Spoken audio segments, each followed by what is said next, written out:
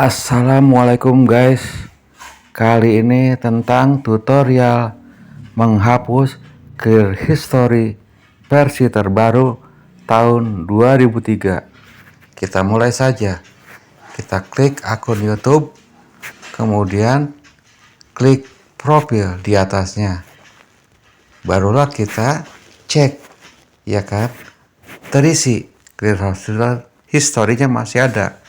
Kemudian kita kembali ke akunnya, kita klik setelan, kemudian kelola semua history, itu yang diklik. Setelah itu kita cari akun yang diinginkan, yang akan dihapus clear history-nya. Kemudian kita tutup saja, lalu kita hapus clear history-nya. Hapus semua jika kita memang menginginkannya. Kemudian klik hapus kembali. Untuk konfirmasi.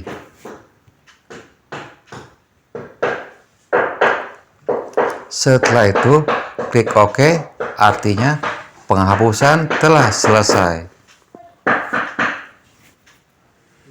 Untuk mengecek, kita kembali ke akunnya. Kita lihat saja apakah sudah bersih.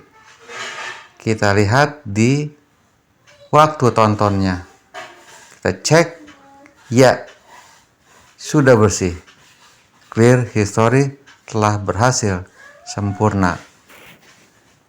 Demikian tutorial menghapus Clear History versi terbaru tahun 2003. Terima kasih. Semoga bermanfaat dan wassalamualaikum.